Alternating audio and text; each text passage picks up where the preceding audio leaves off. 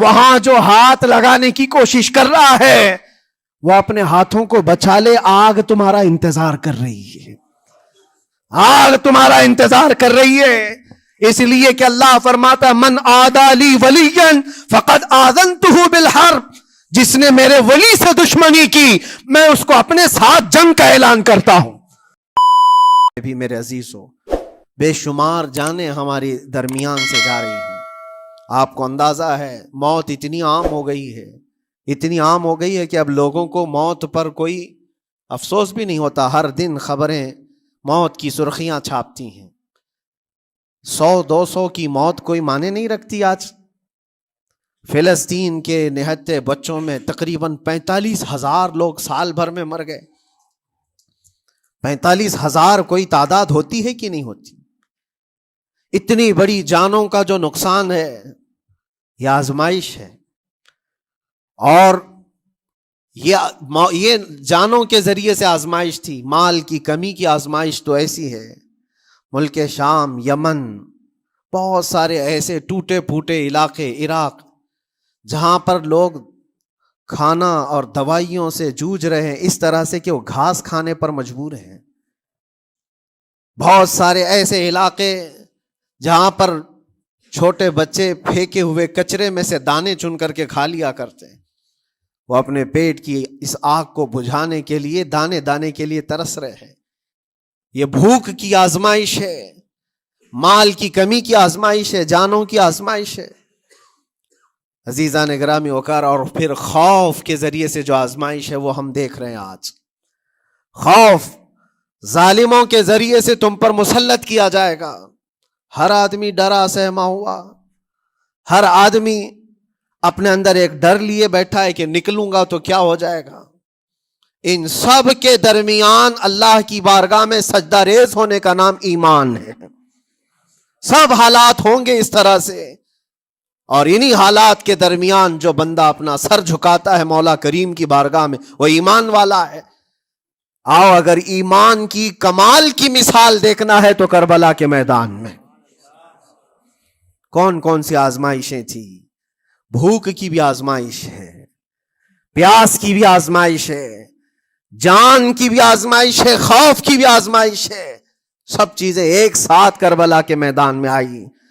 رسول اللہ کے گھرانے پر، اہل بیت پر وہ کیسا عظیم امتحان تھا جب وہ 72 لوگوں کا 82 لوگوں کا قافلہ بھوک اور پیاس سے جوجھ رہا ہو، 3 دن سے ان کے اوپر کھانا اور پانی بند ہو، اور ان شہزادوں کے ایمان میں ذرا برابر بھی فرق نہیں آتا۔ نہ ان کے ایمان میں، نہ حوصلے میں، نہ ہمت میں فرق آتا ہے۔ 3 دن کے بھوکے اور پیاسے باطل سے نپٹنے کے لیے کس طرح سے کمر بستہ ہے۔ یہاں تک کہ بھوک کی شدت ایسی تھی کلیجہ منہ کو آئے، 6 ماہ کا بچہ بھی روتے روتے زبان جس کی سوکھ گئی ہو، وہ ماں جو بچے کو دودھ پلاتی ہے اس کے سینے سوکھ چکے ہوں، دودھ ختم ہو چکا ہو ماں کے پستانوں میں، کیسی قلت ہوگی۔ پانی کا ایک قطرہ ان کے گھر تک نہیں پہنچ پاتا، ماں اپنے بچے کو دودھ نہیں پلا سکتی تھی۔ اس سے زیادہ کیا آزمائش تھی؟ یہ بھوک اور پیاس کی آزمائش۔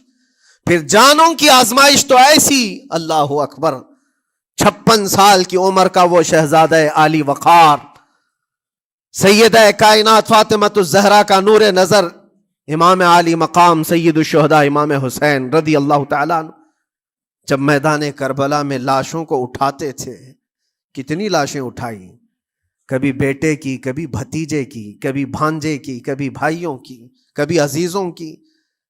میاں ہم اپنے گھر سے نکلنے والے ایک جنازے کو اٹھاتے ہیں تو 8 دن تک ہمارے اندر سے ہوش نکل جائے۔ کوئی اپنے بچے کو اپنے ہاتھوں سے دفن کر کے دیکھے پھر کیفیت پتہ چلتی ہے۔ امام حسین نے ایک نہیں اپنے لاڈلوں کی لاشیں اس طرح سمیٹی ہیں۔ ان کے جوان بیٹے علی اکبر کو جب شہید کر کے گھوڑے دوڑائے گئے تھے جسم کے اوپر سے، ٹکڑے الگ ہو چکے تھے، اس کو سمیٹتے ہوئے کون بیٹھا ہے؟ رسول اللہ کا نواسہ۔ اور 6 ماہ کے بچے کو ہاتھ کے اندر ظالموں نے تیر سے ایسا مارا تھا کہ حلقوم پہ چلا گیا ہو، اور 6 ماہ کے علی اصغر کا خون جب امام حسین کے چہرے پر اچھل جاتا ہو، کسی باپ کے ہاتھ میں بیٹا وفات کر جائے اور پھر وہ لے کر کے خیمے میں آئے اور ادھر سے بلکتی ہوئی ماؤں کو اور بہنوں کو بھی دیکھے، ان میں بھی صبر کی تلقین دے. کبھی کبھار میں سوچتا ہوں اللہ یہ کیسے امتحانات سے گزرا تھا فاطمہ کا لال، کیسے امتحانات سے. بھوک اور پیاس کی شدت الگ، یہ جانوں کی شدت، جانوں کے جانے کا غم الگ، عزیزوں کی لاشوں کو اٹھانے کا بوجھ الگ، پھر اس پر 22,000 کا لشکر جرار سامنے، اس کا خوف لوگوں کے اوپر ڈالا جا رہا ہے. عزیزان گرامی وقار، یہ سب چیزیں کیا امام حسین کے قدموں کو ڈگمگا گئیں؟ کیا ان کے خاندان والوں کو بکنے پر مجبور کر دی؟ کیا انہوں نے سمجھوتے کر کے اپنا سب کچھ بیچ ڈالا؟ ایک خیمے کا بچہ بھی، خیمے کا ایک بچہ بھی امام حسین کا نکل کر کے آیا ہو تو مجھے تاریخ بتا دو. بلکہ تاریخ تو آج یہ کہتی ہے سر داد نہ داد دست در دست یزید، حقا کے بنا لا الہ است حسین. سر دے دیا مگر ہاتھ یزید کے ہاتھ میں نہیں دیا. حق تو یہ ہے کہ لا الہ کی جڑ کا نام حسین ہے. آج وہ امتحان قیامت تک کی تمہارے ساتھ ہوتا رہے گا، قیامت تک تمہارے ساتھ یہ آزمائش ہوتی رہے گی، کبھی بھوک سے، کبھی ڈر سے، کبھی جانوں کے نقصان سے. لیکن پھر تمہیں دیکھا جائے گا تم بکتے کتنے ہو، نکلتے کتنے ہو، ہواؤں کے پجاری کتنے ہیں، خواہشات نفس کو ماننے والے کتنے ہیں، اپنے کمفرٹ زون میں جینے کے لیے ایمان کا سودا کرنے والے لوگ کتنے ہیں. یہ آزمائش ہوتی رہے گی. میرے عزیزو، ایمان اس کا نام نہیں ہے کہ تم گھر میں آرام سے بیٹھے رہو گے اور کوئی امتحان نہیں ہوگا. امتحان تو ہوگا، آزمائش تو ہوگی. آج جو بھی حالات ہیں اس پر میں یہی کہوں گا، ایک بات ہو سکتا ہے کروڑوں مسلمانوں کے دلوں میں آج یہ نروس پن آئے، اتنے برے حالات ہوتے ہیں، اللہ ہمارے ساتھ ہے یا نہیں؟ اللہ ہمارے ساتھ ہے یا نہیں؟ ایمان ہمارا صحیح ہے یا نہیں؟ اسلام صحیح ہے یا نہیں؟ یہ شک بھی شیطان تمہارے دل میں ڈالتا ہے. کبھی تمہارے اوپر مصیبتوں کے پہاڑ ٹوٹ جائیں تو شک ڈالتا ہے شیطان تاکہ تمہارا ایمان ڈگمگا جائے. میرے عزیزو، مسلمان ہونے کا مطلب یہ نہیں ہے کہ تم صرف محلات میں جیو گے اور تخت و تاج کے مالک ہی رہو گے، ایسا نہیں ہے. ایمان والوں کو احد میں 70 جانیں بھی دینی پڑی ہے. بدر میں ان کے ساتھ جو معاملات ہوئے ہیں، فتح اگرچہ بدر میں ہوئی لیکن جنگ احد کا اگر منظر دیکھو گے، اللہ اکبر. وہ رسول پاک صلی اللہ تعالی علیہ وسلم کے شہدائی صحابہ جب احد کے میدان میں کھڑے تھے، 70 صحابہ کی ایسے جانیں گئی ہیں. اگر میں تفصیل بتاؤں تو بہت لمبا وقت ہوگا. ایک صحابی ہیں حضرت انس بن نزیر، پورے جسم میں ایک انگلی کے علاوہ کچھ نہیں ملا، کچھ نہیں ملا. شہادت کی ایک انگلی سے ان کو پہچانا گیا. حضرت سعد بن ربیع، یہ ایسے صحابی ہیں جن کا پیٹ پورا پھاڑ دیا گیا تھا اور 12 نیزے مارے گئے تھے. وہ سید الشہداء امیر حمزہ بھی تو اسی احد کے میدان میں شہید ہوئے، جن کو بھالے سے مارا گیا اور چیر کر کے ان کا کلیجہ چبایا گیا تھا. عبداللہ بن جہش اسی میدان میں انتقال کیے ہیں، جن کے جسم کے 80 ٹکڑے کر دیے گئے تھے اور ہر ٹکڑے کا ہار بنا کر ظالموں نے پہنا تھا، ہار بنا لیا تھا جسموں کے. یہ سارے منظر احد کے میدان میں ہوئے. اور کون سے ایمان والے؟ وہ رسول اللہ کی اقتداء میں نماز پڑھنے والے، حضور پاک کے چہرے انور کو دیکھنے والے. جب ان کے ساتھ یہ آزمائشیں ہو سکتی ہیں تو ہم کون سی گاجر مولی ہیں؟ ہمارے ساتھ بھی آزمائشیں ہوں گی. جس کا جیسا ایمان ہوگا ویسا وہ امتحان بھی دے گا، اسی امتحان سے وہ گزارا جائے گا. مگر میں آج کروڑوں مسلمانوں کے دلوں کے بارے میں یہ بات کہنا چاہتا ہوں کہ اگر نروس پن ہے کہ یہ حالات ایسے کیوں ہیں، حالات ہر زمانے میں ہوتے رہیں گے. ستیزہ کار رہا ہے ازل سے تا امروز، شرار ابو لہبی سے چراغ مصطفی. یہ ہماری تاریخ ہے، یہ تاریخ ہے میرے عزیزو. اللہ تعالیٰ قرآن میں فرماتا ہے تِلْكَ الْأَيَّامُ نُدَاوِلُهَا بَيْنَ النَّاسِ. یہ دن ہیں جو ہم لوگوں کے درمیان پلٹتے رہتے ہیں. کبھی تم بادشاہ بنو گے، کبھی فقیر بن جاؤ گے. اور آج جو تخت پر ہیں ہو سکتا ہے وہ کل ڈگر ڈگر گھوم رہے ہوں. آج جن کو طاقت کا نشہ ہے ہو سکتا ہے وہ بھیک مانگنے پر بھی مجبور ہو جائے. لیکن ایک بات یاد رکھنا، نروس پن اپنے دل میں آنے نہ پائے. ان حالات سے دیکھ کر کے گھبرا نہ جانا. ایمان تمہارا سچا ہے، اللہ کل بھی تمہارے ساتھ، آج بھی تمہارے ساتھ، بس تمہاری عبادت میں فرق آنے نہ پائے، تمہارے سجدوں میں کمی ہونے نہ پائے، تمہارے ایمان میں تزلزل آنے نہ پائے۔ اللہ ایک ہے تو ایک ہے، اللہ سچا ہے تو سچا ہے۔ میں نے اللہ کو نہیں دیکھا لیکن اللہ پر ایمان ضرور ہے۔ یہ یقین اور یہ عقیدہ تمہارا مضبوط رہے۔ ہاں ہمیں معلوم ہے، کچھ لوگ ہم سے پوچھتے بھی ہیں، اللہ تبارک و تعالیٰ پوری کائنات کا مالک، جس نے ہر چیز پیدا کیا اور اس کی عبادت کرنے والے ہو آپ، لیکن پھر اسی اللہ رب العزت کی یہ مسجدیں کیوں ڈھائی گئی؟ کیوں مسجدوں کو ختم کیا جا رہا ہے؟ اللہ کے ذکر کو روکنے کے لیے طاقتیں پوری مسجدوں کو ڈھانے کی کیوں بات کرتی ہیں؟ پھر اللہ کچھ کیوں نہیں فرماتا؟ میرے عزیزو، یہ کائنات ہے جس کو اللہ نے اسباب پر بنا کر بھیجا ہے اور تمہیں عمل کے لیے بھیجا گیا ہے۔ تمہارا عمل دیکھنا ہے، تم کتنے پابند ہو، تم کتنے اپنی حفاظت کرتے ہو، تمہارے ایمان کی، تمہاری عبادتوں کی، تمہاری مسجدوں کی۔ تم مسجدیں خالی کر کے گھوم رہے ہو، فجر کی نماز میں اپنے گھروں پر سوئے ہو اور پھر اللہ کے گھروں کی حفاظت کی بات کر رہے ہو کہ مسجدیں ڈھائی جا رہی ہیں، مسجدوں پر آکرمن ہوتا ہے۔ یہ ساری باتیں کیوں؟ تم جب ان صفوں کو خالی کر دو گے، یہ مسجدیں چیخ چیخ کر پکارتی ہیں اللہ کی بارگاہ میں، پل بھر میں بنا لی، شب بھر میں بنا لی مسجد تو ایمان کی حرارت والوں نے۔ من اپنا پرانا پاپی تھا، بچپن سے نمازی بن نہ سکے۔ مسجدیں بڑی بڑی شاندار بنا لینا اور اس کو آباد نہ کرنا، یہ بھی تو ظلم ہے۔ آپ ان مسجدوں کی حفاظت کی جو بات کر رہے ہیں، ان مسجدوں کی حفاظت صرف کمیٹیاں بنانے سے نہیں ہوتی، نمازوں سے ہوتی ہے، اس کے اندر تلاوت قرآن سے ہوتی ہے۔ عزیزان گرامی، اور پھر یہ بات ان ظالموں کے لیے کہ اگر وہ ہاتھ لگا کر مسجدوں کو اٹھانا پھینکنا اس کو اپنی طاقت کا ذریعہ سمجھتے ہیں تو سمجھ لو تھوڑے دن کی بات ہے۔ اگر اسی کا نام طاقت ہے کہ عبادت گاہوں کو مسمار کر کے طاقت کے تخت کو بٹھایا جائے، تو یاد رکھنا بڑھتے بڑھتے بڑھتے تمہارا نشہ کہیں تمہیں فرعون نہ بنا دے، اور اگر فرعون بن گئے تو انتظار کرو، اللہ تعالیٰ بڑے بڑے فرعونوں کو صرف پانی سے ہلاک کرتا ہے، بہت بڑے بڑے نمرودوں کو اللہ تعالیٰ مچھر سے ہلاک کرتا ہے۔ وہ ابرہہ بھی تو آیا تھا جو کعبہ ڈھانے کے لیے آیا تھا، ہاتھیوں کا لشکر لے کر آیا تھا، جس کا ذکر قرآن پاک میں الم تر کیف فعل ربک باصحاب الفیل۔ اے محبوب، کیا آپ نے نہیں دیکھا ہاتھی والوں کے ساتھ اللہ نے کیا معاملہ کیا؟ پورا ہاتھیوں کی فوج لے کر آیا تھا کعبے کو ڈھانے کے لیے۔ ہوا کیا؟ کعبہ کو ڈھانے کے لیے اتنی خطرناک فوج تھی اور مکہ والوں میں لڑنے کی اتنی طاقت نہیں تھی۔ اللہ کریم نے ابابیل چڑیوں کی ایک فوج کو بھیجا۔ ہاتھی کہاں اور چڑیا کہاں؟ کوئی مقابلہ ہوتا ہے؟ کوئی مقابلہ ہے؟ تصور میں نہیں آتا، لیکن رب تبارک و تعالیٰ کا ایک دستور ہے، بڑی بڑی طاقتوں کو چھوٹی طاقتوں سے ہلاک کرتا ہے۔ چھوٹی چھوٹی سی چڑیاں ایک ہاتھ میں تمہارے آ جائیں، ایک چونچ میں اور دو پاؤں میں کنکریاں لے کر آتی تھی، اوپر سے صرف وہ کنکریاں گراتی، ہاتھیوں کے پیٹ پھٹ جاتے اور آگ لگ جاتی تھی۔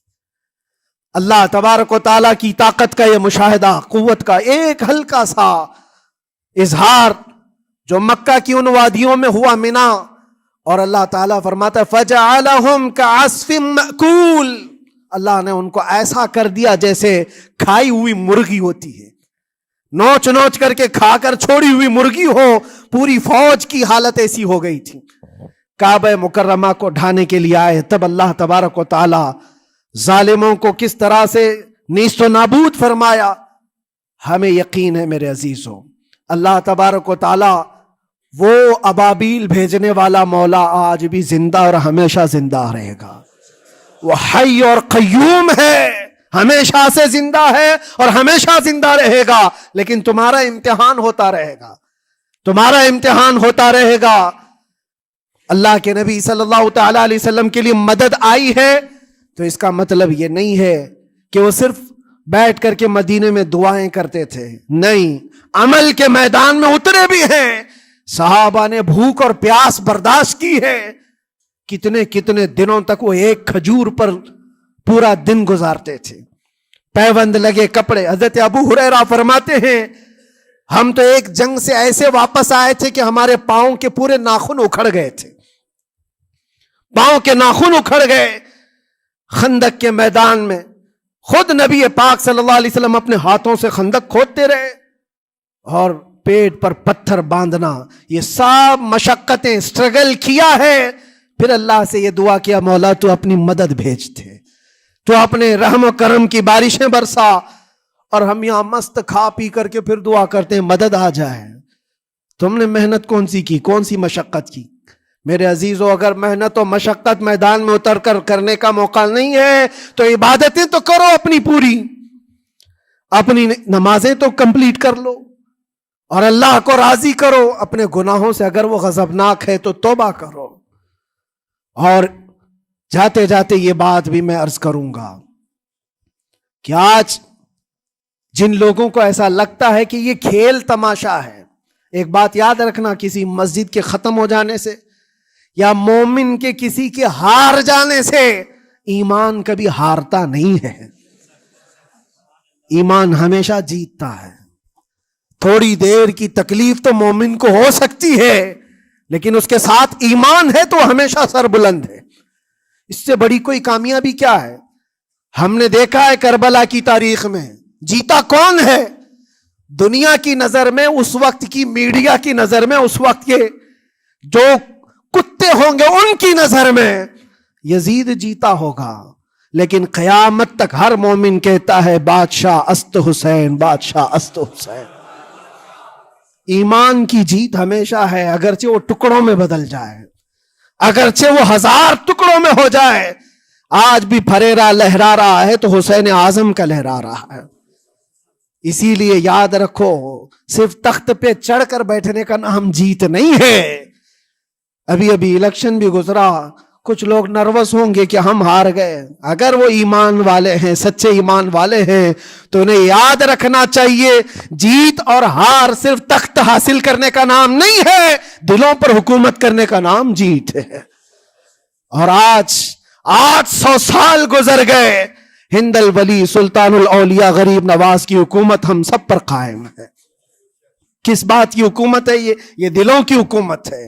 اور وہاں جو ہاتھ لگانے کی کوشش کر رہا ہے وہ اپنے ہاتھوں کو بچا لے، آگ تمہارا انتظار کر رہی ہے، آگ تمہارا انتظار کر رہی ہے۔ اس لیے کہ اللہ فرماتا من عادی لی ولیا فقد آذنتہ بالحرب، جس نے میرے ولی سے دشمنی کی میں اس کو اپنے ساتھ جنگ کا اعلان کرتا ہوں۔ آؤ رب تعالیٰ سے جنگ کرنے کے لیے تیار ہو؟ اللہ کے ولی سے مقابلہ کرنا چاہتے ہو؟ اللہ کے ولی کو چھونا چاہتے ہو؟ رب تعالیٰ فرماتا ہے جو اللہ کے ولی سے دشمنی کرتا ہے اسے میں اپنے ساتھ جنگ کا اعلان کرتا ہوں۔ ہے کسی کی ہمت و طاقت اللہ سے جنگ کرنے کی؟ تو جو یہ چاہتے ہیں کیڑے مکوڑوں کی موت مرو گے، اس سے بھی خطرناک ذلیل ہو کر مر جاؤ گے۔ اجمیر معلیٰ یہ صرف اور صرف ایک دھرتی کا نام نہیں ہے، اللہ کے ولی کی آباد کی ہوئی مقدس زمین ہے۔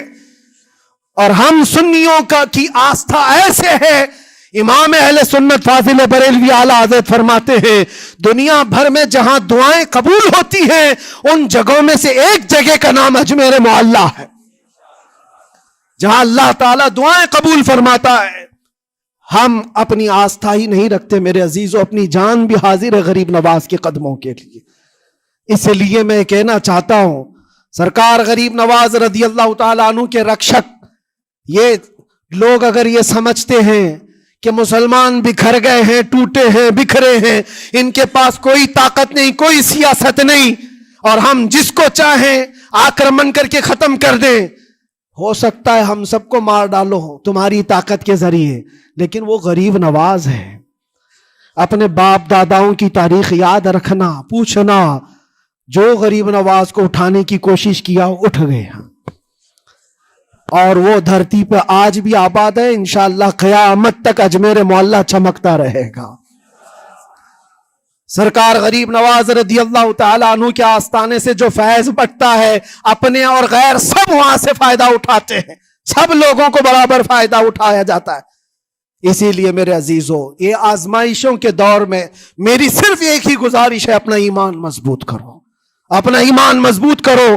جیسی بھی مصیبتیں آئیں، طاقتیں آئیں، تمہارا سجدے سے سر دور نہ ہونے پائے، اللہ سے غفلت ہونے نہ پائے، تمہارے ذکر و اذکار میں کمی ہونے نہ پائے، مسجدوں سے دور بھاگنے کی کوشش نہ کرو، واپس آ جاؤ، اللہ کی رحمت قریب ہے۔ قرآن میں اللہ فرماتا ہے الا ان نصر اللہ قریب، آگاہ ہو جاؤ، بے شک اللہ کی مدد بہت قریب ہے۔ وآخر دعوانا الحمدللہ رب العالمین۔ السلام۔